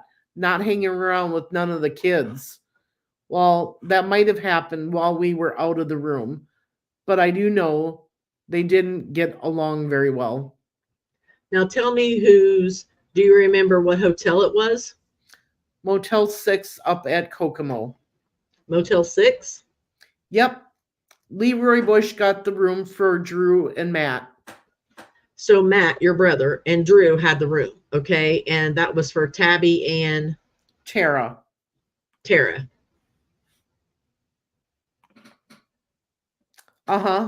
used to date my brother. Now they're alone, okay? You know they're going to be there. They're all out there hanging out, getting drunk and everything. Is Tabitha married at the time? No, she's only 15 at that time. How old was Tara? I don't know. I only know that Tabi was 15 because she said something about it. She tried to force me to tattoo on her. Like I told her, how old are you? She said, I'm 15. I said, I can't tattoo on you. She says, why not? I said, because I've got to have your parents' permission if you're under the age of 18. Hang on, I lost my spot. Mine's 16. Okay. I said, to touch you legally with a tattoo gun, you have to be 16 years of age, as far as I know. She was like, no, I don't need to tell my mom. She'll give me permission, all this stuff. I said, no, I'm not tattooing you, plain and simple. And that's the only conversation me and her ever had. So this was prior to her getting pregnant and having a baby. Yeah. She was 15 at the time. She wasn't as drunk as her sister was? No, she wasn't drunk at all. Drew talked. But she was there. Drew talked Tara into using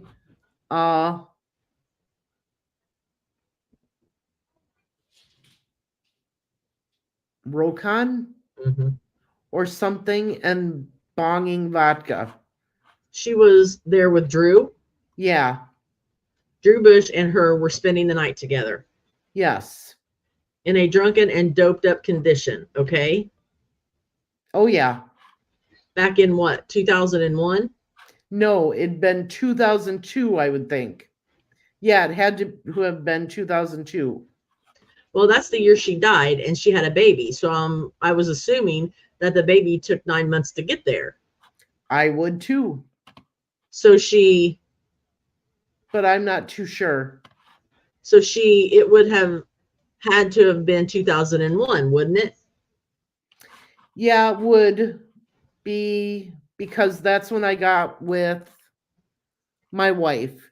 You are correct. It was the summer of 2001 because that's when we quit affiliating with her. It was the next summer that we started seeing her again. And she did have a baby stroller. You're right. I mean, in my mind, that's what, in terms of time, that's. Yeah, you are correct. Now that I think about it a little bit more, you are correct. That makes a little more sense. It wasn't the same summer as all that. Plus, she's 16 when she dies, and you said she was 15. Right. She was 15. And that would put her in 2001, right? Right. Because that is the year I got with my wife. Yeah. Because it don't make no sense that hotel party being as close to everything else. So Tabitha and Drew had something going back in 2001. Yes, they were all partiers.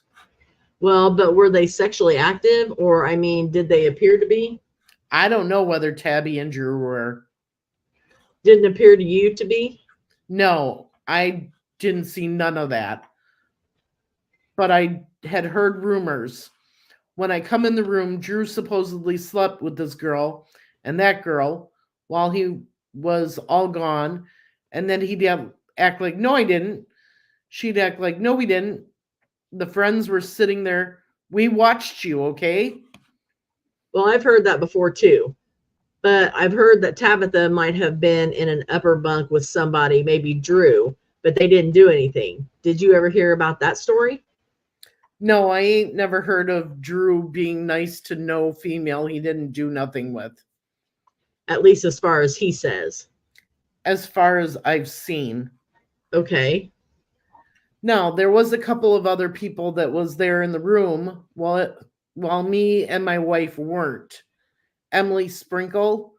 I'm trying to think of the other name of the other girl. I can't think of her name right now because we used to call her Drew Lover. Pardon me? We used to call her Drew Lover. She played like she didn't like Drew. Then when they'd get drunk and everybody leave the room, she'd be sleeping with Drew. I just cannot think of her name. Well, if you think about it, would you call me? Oh, my wife knows her name, so yeah, I can bring that name to you, no problem. All right. Okay. Mr. Roberts, that's all I have right now. Okay. I need you to talk to the audience, look at the comments. I have to go to the bathroom. Okay. And then I'll be back to start again. Okay. Let's see what everybody's saying. Okay. Hello, hello, hello, Melissa. Hello, Fight for Justice. Hi, Mustang. Too many drugs, too many bad decisions, too many players. Correct, Lollipop. Very sad, right? Lollipop. I've been here for a while, but didn't catch who Marv is portraying. Marv is portraying a guy by the name of Jarrod Hearn, and he was Drew Bush and Chris Baker's boss at the construction business. Hey, Frank. Anybody have any questions while we're taking a real quick break? We've been reading pretty fast because there's like 80 pages. So now would be a good time to ask any questions real quick while Marv's in the bathroom.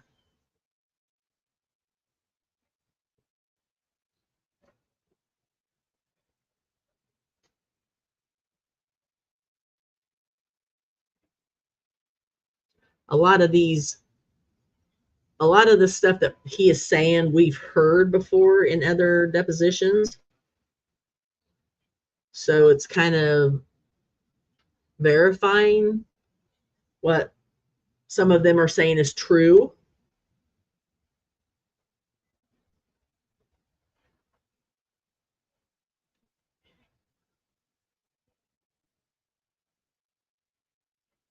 Nobody has any questions?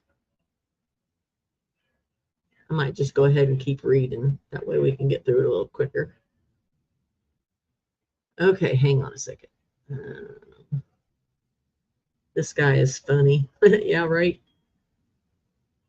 Marv keeps cutting her hair. She's going to have a mohawk. Yeah, right. He seems credible. Yes, he does seem credible. I mean, he got out of the whole drug scenario before it got really bad. So kind of sounds like he knew that Drew and Chris were nothing but trouble. And he didn't want to go down with them.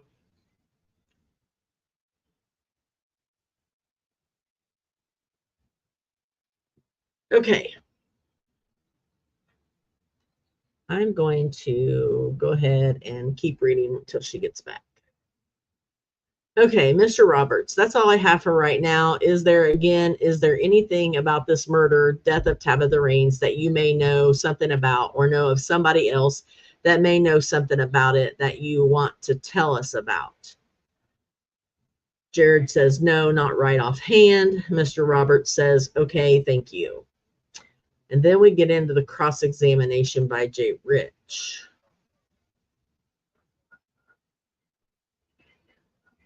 Maybe I ought to wait on Marv because she may want to hear some of this. Anybody else have any questions? What's everybody doing tonight besides listening to us ramble on? Anybody got big plans for the weekend since it's Labor Day weekend?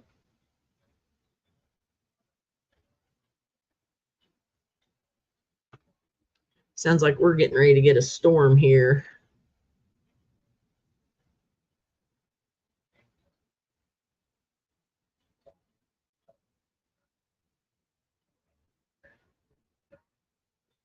Yeah, this is his actual deposition. And this is the case versus the state of Indiana versus Jonathan Yates. What was this guy's last name? Hearn, Hearn, as in Nancy. Are you back? I'm back, thank you. Yeah. Okay, I finished reading the rest of the Mr. Roberts thing, so we're down on line 13 for the cross-examination. What page? The same page we were on. Hang on. 69. We're getting there.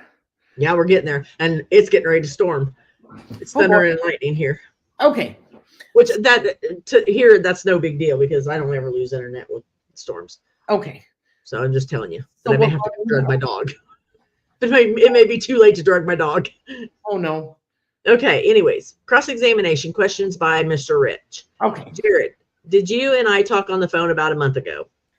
Yeah, I tried to call you back where you called about 10. Yeah. I tried to call you back later that night and you said something. So we didn't actually talk. No, you said something about calling me back the next day, but never did. On the 2nd of October, who'd you leave a message with that you called me? I didn't leave no message. I just called.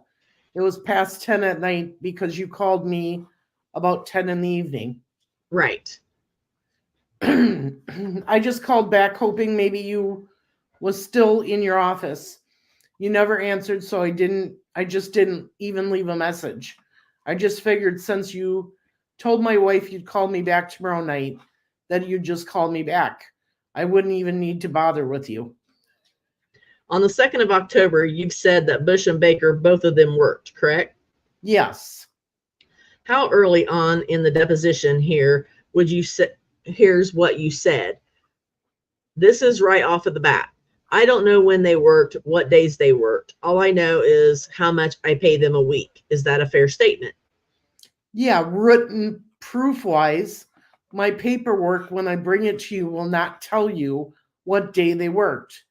It'll only tell you the week. It'll tell you it'll tell you how much money they made. It'll tell you what the date is for the Friday that they got paid. And it might even tell you how many hours they got that week. But other than that, it ain't going to tell you what day.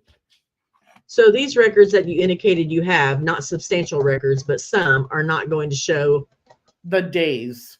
what days they worked that week. Right. It will not show a day on there. So when you say they worked on the 2nd, that's your recollection of that week. Yeah. No documentation of that. No. Mr. Roberts asked you a question about whether or not you saw Andrew Bush shooting up OxyContin. Do you remember that question? Yeah. Andrew Bush has admitted that he shot up OxyContin. Oh, I know he shot up OxyContin. How do you know that? Because him and Tony Edwards would be sitting on the couch shooting up OxyContin. He got them from Tony Edwards. So you saw him? Yeah, Tony Edwards is a big time OxyContin pusher. Because when Mr. Roberts asked you if you saw Andrew Bush shoot up OxyContin, your answer was he had knots all over his arms. Yeah, I've seen him shoot up. So I'm thinking, well, okay. You see the knots, you see everything. Well, you cleared that up for me. Okay. I wanted to make sure you saw. You knew something.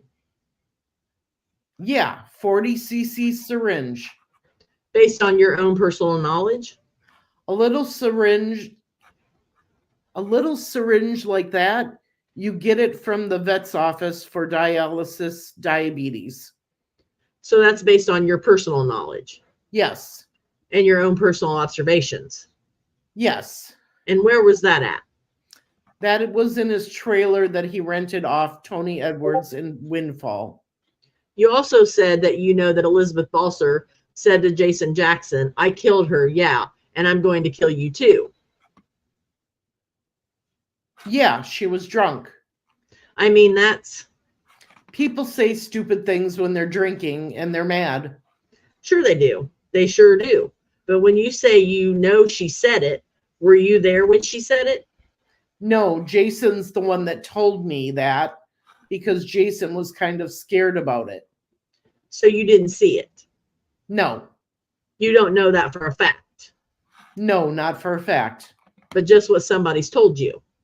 Just from Jason's mouth. Same way with the Michael Raines thing. Okay, so that comes out of Jason's mouth too. You didn't hear it. That's out of Jason's mouth. Right. That's why I told you guys you need to talk to Jason Jackson. Okay. The only thing I can say proof positive is I seen a Marlboro Lights cigarette pack with blonde hair in it. Whose hair it was, I don't know. All I know is there was a cigarette pack with hair in it. And I do know for a fact that Drew's dad had a .38 gun. I don't know if it was actually a .38, but I know what a .22 looks like. I know what a .25 looks like. I know what a 9 looks like, and a .45. This gun wasn't as big as the 9 or .45. It wasn't as small as a .25. That only leaves a .38. And Leroy told me he owned a .38.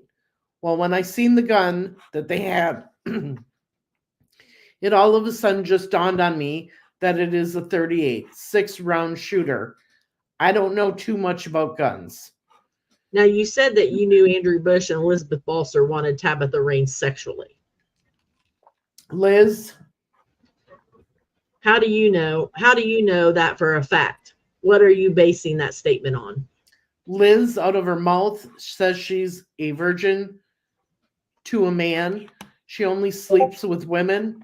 She slept with a couple guys here and there, but nothing super for it, I guess, out of her mouth, is what she says to me.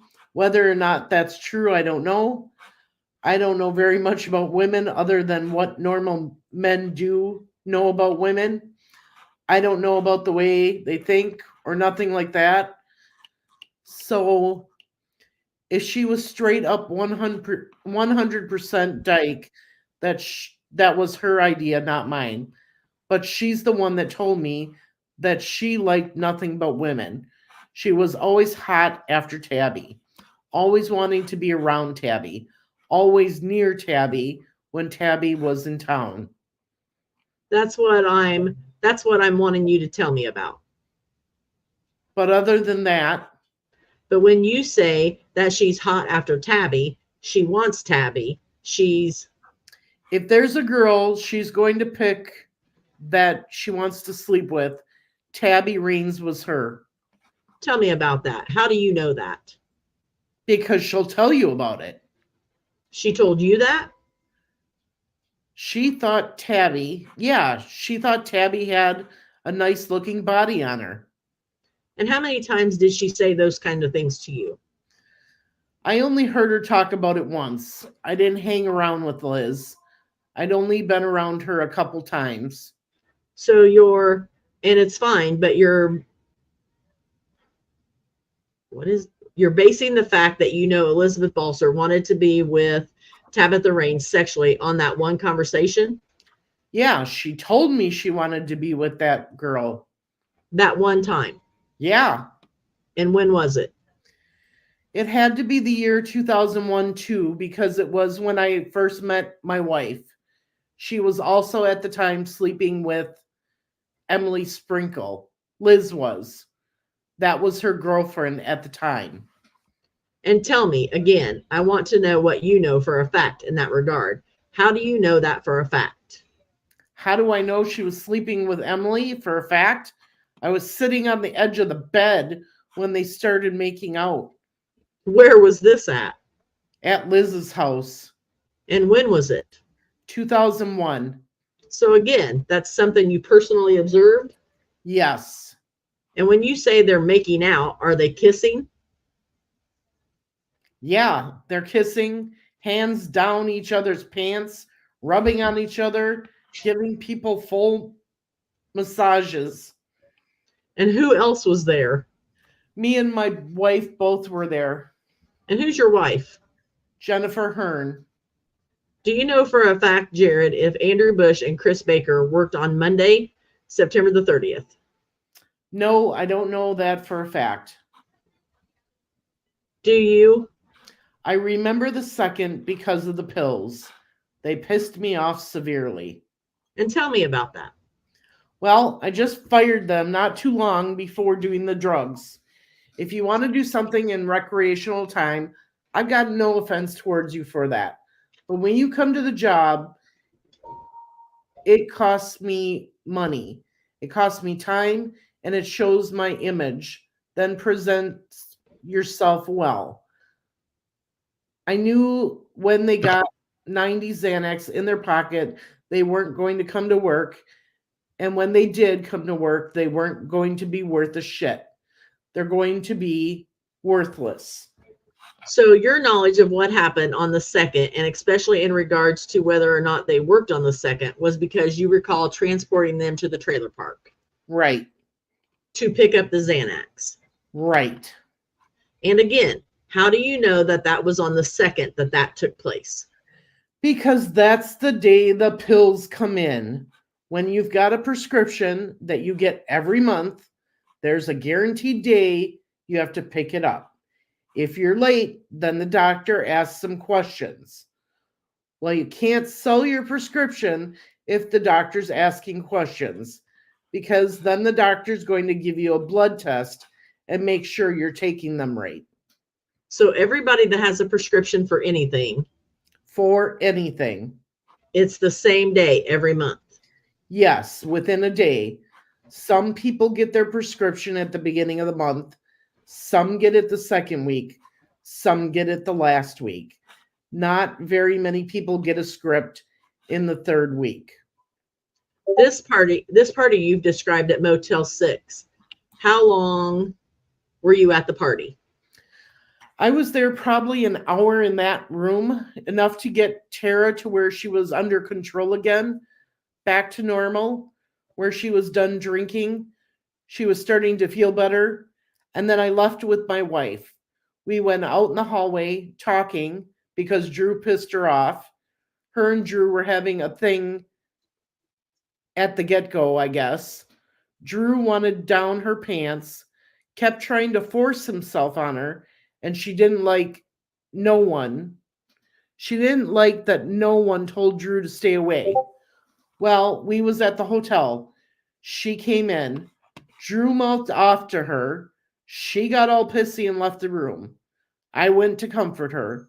Well, since that moment on, we've been together ever since. And you had, prior to comforting her, you comforted or helped Tara? Yeah, I helped Tara. Because she was throwing up and... Yeah, she was choking on her own vomit and all that. Now, getting her in the shower, did that help? Yes, that helped her tremendously. She came around after that. Yeah, the cold shower started to revive her up some. And was anybody helping you with that? Her sister, Tabi, was. Just Tabi? Drew was trying to force his way in to just see her almost half naked.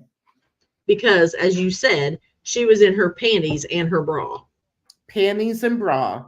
I made her sister strip her down in the bathroom because I feel like her sister should have been the only one in that bathroom with her. That's just decent. Sure.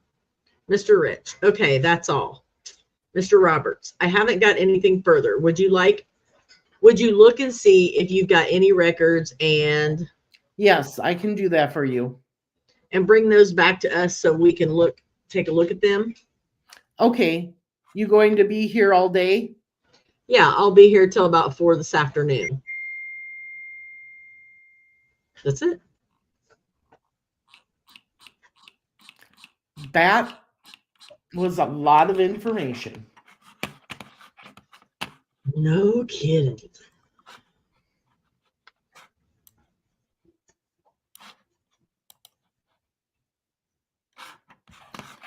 I don't even know where to start to break that one down.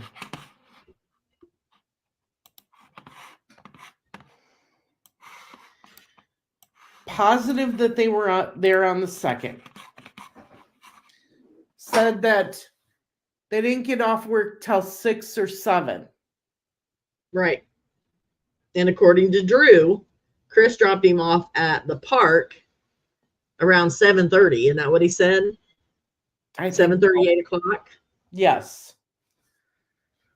But also, according to Drew, he woke up, shot up, drank, smoked. Which isn't true if he went to work.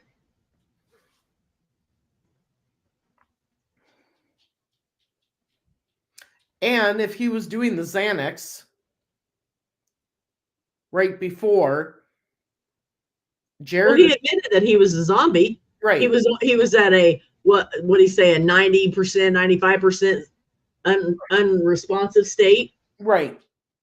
So how in the world, if you're at a 90% unresponsive state, can you say that you were in the park, Tabitha was walking by, you're like, hey, she came in and sat in the pavilion with you, which her parents said she would not have done that. She would have never been anywhere alone with Andrew Bush because of what happened with her sister in that hotel room. Right. But then Jarrod almost made it sound like, now correct me if I'm wrong, but that Tabi did have some association with Drew because that's where she was getting her cocaine from. Right. So if you're, I mean, I don't know. That's a hard one. I know.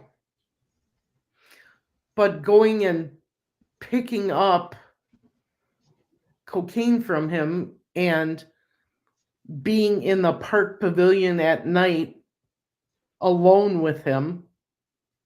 Well, but didn't he say that they were on a top bunk together? He didn't know if she was They in a said they didn't do anything. They were on the bunk together, and they both said they didn't do anything. right. So if you know that he was doing that to your sister or tried to do that to your sister. But I think that happened before. Yeah, Right. maybe. Before all this happened with the sister, and then then she was helping take care of the sister. Right. And after that is when she didn't trust him. Yeah, she only allegedly went back to get her cocaine from him.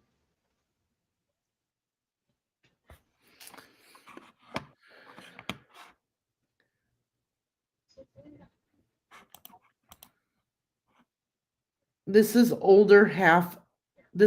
older half brother of Matt Klauser. Yeah, we know that. Mentioned. Okay. Tracy MVS, thank you so much for the $50 donation. I appreciate it so much.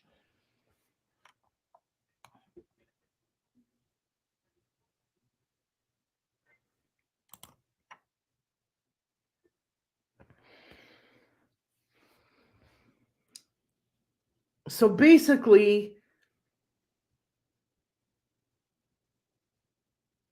Jarrod's deposition totally contradicts the first part of that day and afternoon, according to how Andrew Bush tells it. Oh, yeah, most definitely. And sorry, I think I would believe Jarrod over Drew. Oh, yeah, absolutely. Because he was the one that was sober. Right.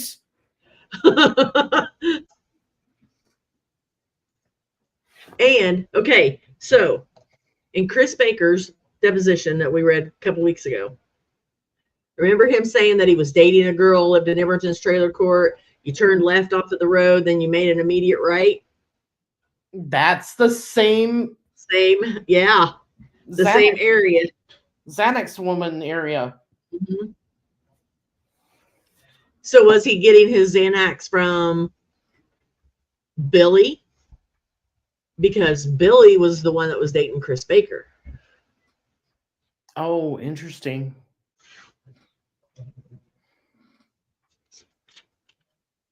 We'd have to see if Billy lived at that place.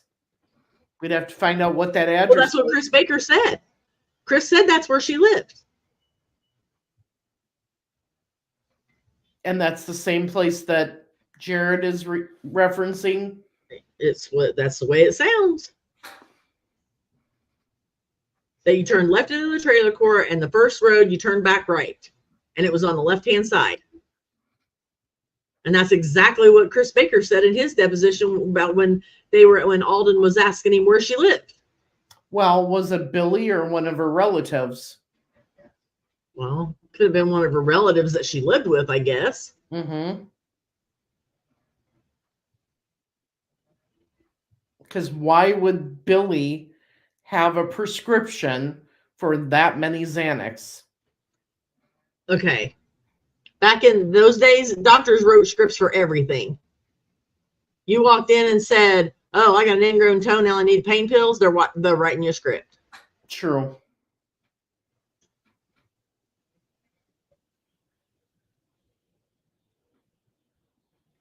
Back then, they weren't as strict on prescriptions and pain meds and Xanaxes and all that other crap as what they are now. Like candy.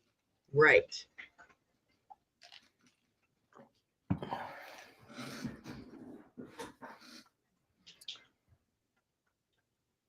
Just so you know, Hank is between me, my chair, and my desk. Oh, poor Hank. At my feet.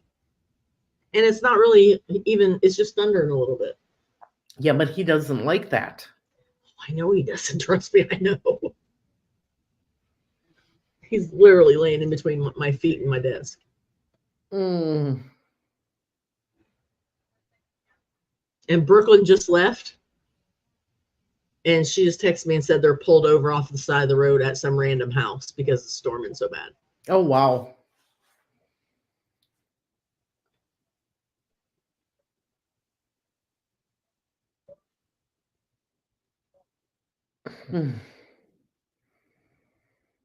So many things float around in my head after we read these. Oh, girl, I'm telling you.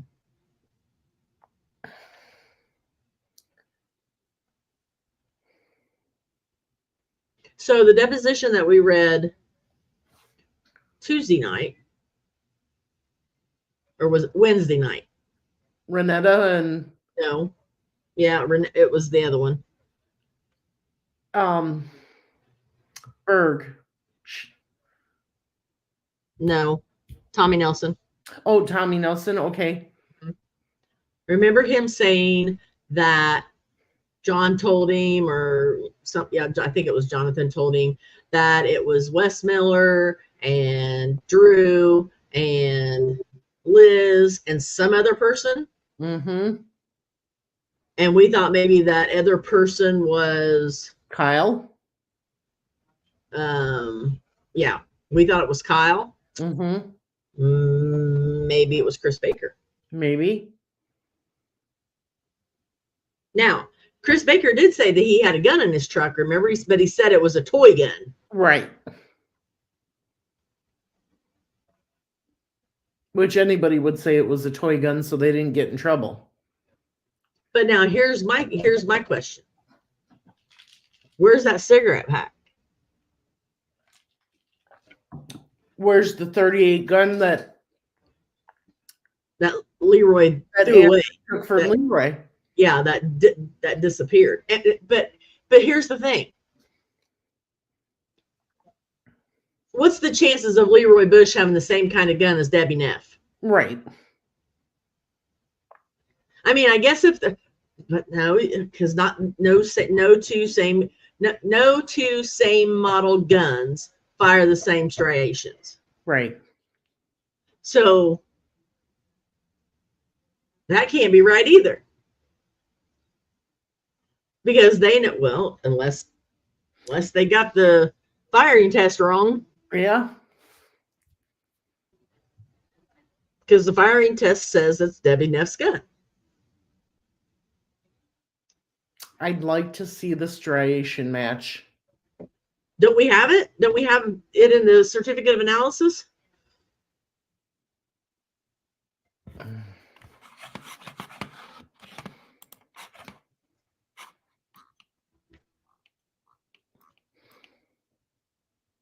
I know that there's paperwork on the firing test in there. But I don't think there's actual pictures of the striations of the bullet. Right. Maybe not. That is one of the things that we're going to have to look at again.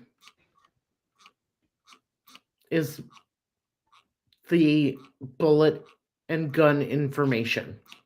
Right.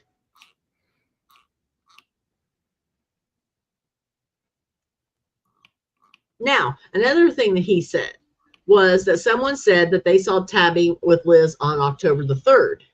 Right. And so that would mean that she didn't die on the 2nd. She died on the, after the 3rd. Right. And he agreed with that. Right. Which would make sense on the rigor mortis.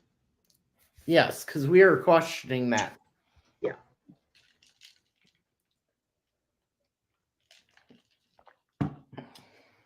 We were also told that Kyle Neff and Tabi called Adam Johnson well after midnight, the night of the 2nd into the 3rd. Right. Asking for more cocaine.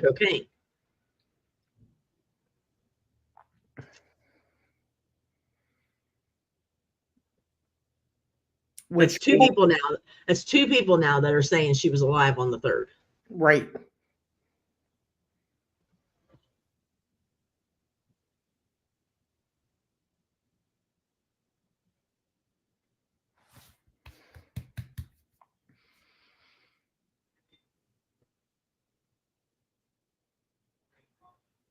And this whole, okay, we've talked about it. It's no big secret. She was hit twice. Yes. He says she was shot in the shot shoulder. Twice. That one, exactly. She was shot in the shoulder and then she was shot in the head. You picked it up too. Yep. Because everybody has always said, no, the mark on her neck was from either a knife, or she got scraped going down the rocks, or she got burned by whatever they lifted her up to carry her with, or something like that. But the pathologist, the forensic pathologist says, no, it's an exit wound. Yep.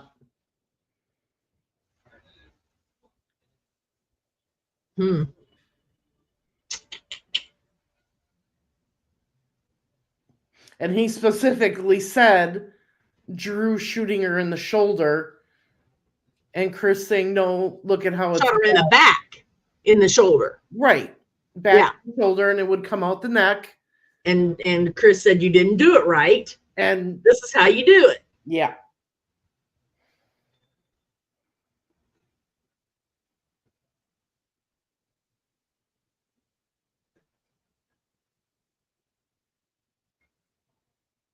My question is, where did that happen? Exactly. Where does he think this happened at? Exactly.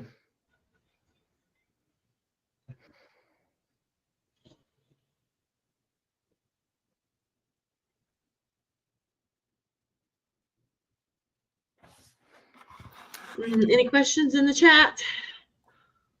Okay. With so many drugs involved, how did they keep dates right? Exactly. Well, this guy wasn't on the drugs. Yeah. Never going to Kokomo. Oh, thanks. This didn't happen in Kokomo. No, this happened in Tipton. This happened in Tipton.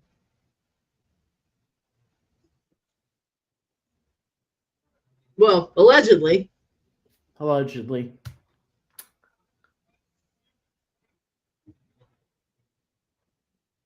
Oh, so many things to think about, and my mind in these situations, you guys.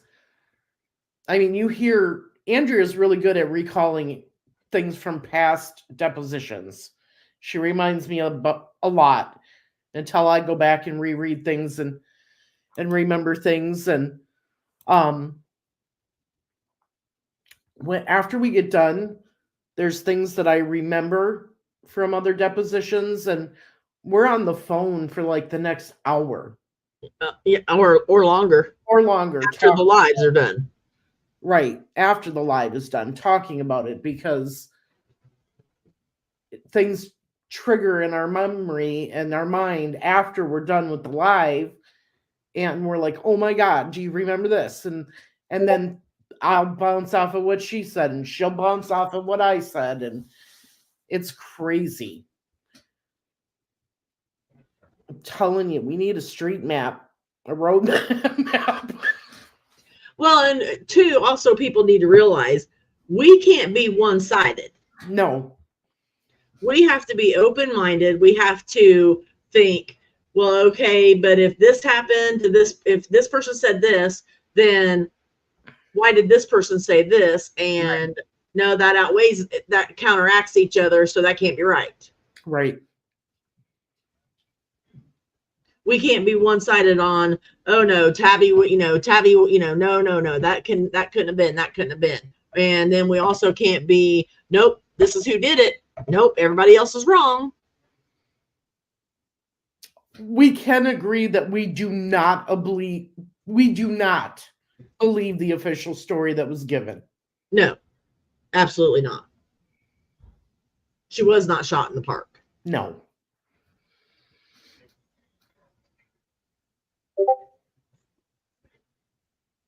And we have been down so many rabbit holes and theories. And even tonight now we're second guessing ourselves. Yeah, because we had one person in mind. Yeah. And we're like, yep, that's who it is. That's who did it. Until after tonight. until after tonight. We're like, crap. And now it's like, oh boy, okay. We need to talk to somebody. Yeah. Okay, Matt Clauser's brother is here, whoever that is. Huh?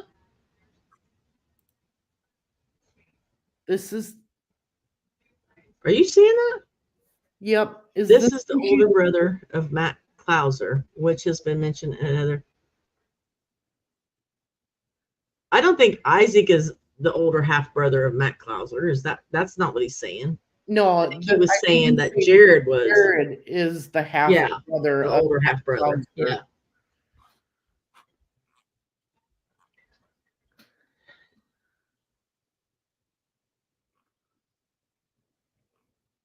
Isaac, are you still on? Tell us in the chat what you're meaning by that statement. Are we? Were you meaning that Jarrod was, or are you meaning you are?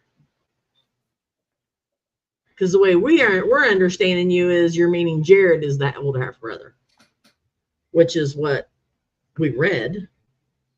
Right. And yeah, Matt Clauser has been mentioned in several depositions. Several.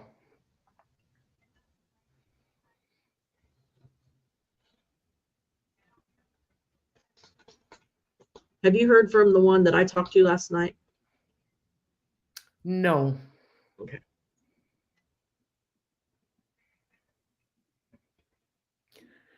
So it's Labor Day and Labor Day weekend. Andrew has been working on the backyard from the deck going around the house, and we're putting in a path. We lived here for over 10 years. We've never really done any landscaping outside. Well, he's starting that. So I have sand, gravel, sod, and now brick and cement. So this weekend we are going to I should say tomorrow and Sunday we're going to be working on that. Monday is Labor Day. And oh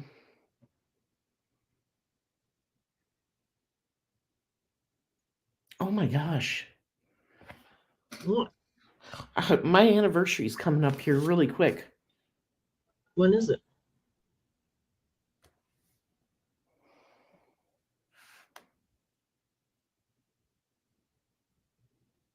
September 4th.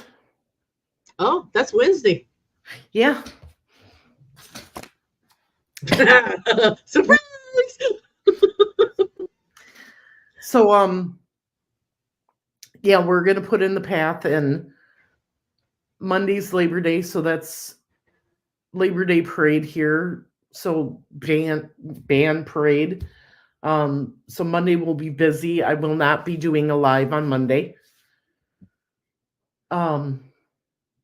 Hank is growling at the lightning. I know. Poor Hank. Can you hear? Not Hank, Tucker. Oh, Tucker is? Yeah, he's growling at the lightning. Lord have mercy. So I got to get together with Andrea to figure out what our next steps are for the lives for Tabitha. Yeah, because we're done with all the depositions that we know of. Yes, we are done with all the depositions, all the statements, all the information by police, everything. All the certificates of analysis. Yep. So I need to know we need to figure out where we're going next with all this information. I do know that I want to get together with her and figure out what pictures we have, and one night go through all the areas so that you can see them in picture format or Google Earth format or something like that, so that you guys can tie everything in together as to where everything is in the town and where they said they are and all that good stuff. But that might take us a little bit because we've got so many pictures and stuff to go through and figure out, put in order. Do you still have the footage from the first time that I took you to Tipton? Yes, I got all that. Because that shows Country Living Trailer Court. Yep. The field behind there. Yep. Yeah, I have all of that.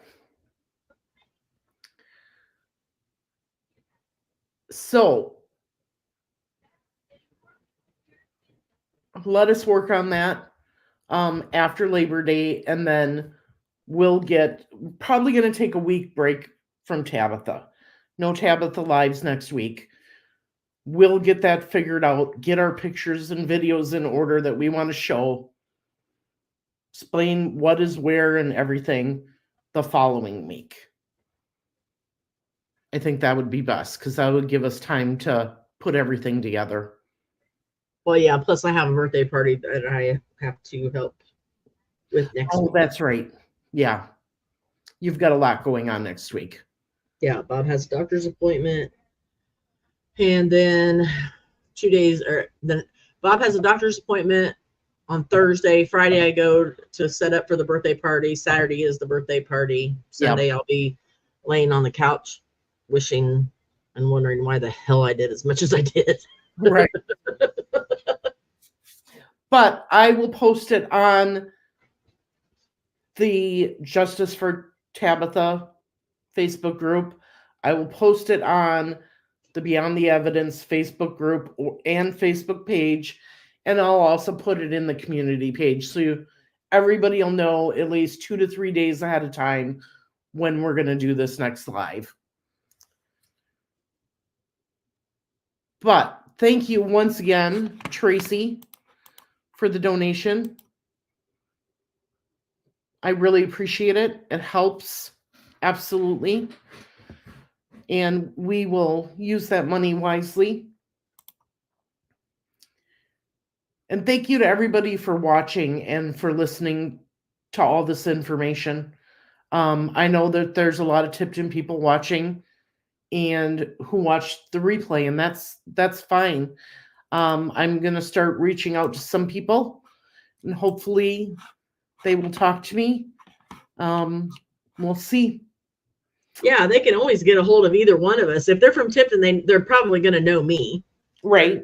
And they can reach me on Messenger, and I can give you Marv's information, or you can talk to me and I can relay the information to Marv, whatever. Right. We've done that plenty of times. Exactly. Sometimes people don't feel comfortable talking to someone they don't know. So. Yeah, and that works for me. If they'd rather talk to you, that's fine too. Yeah. All right, everyone. We're going to get out of here for tonight. You all have a great Friday night and a great Labor Day weekend. Stay safe. Have fun with your family and friends. And we'll see you soon. Bye. Bye.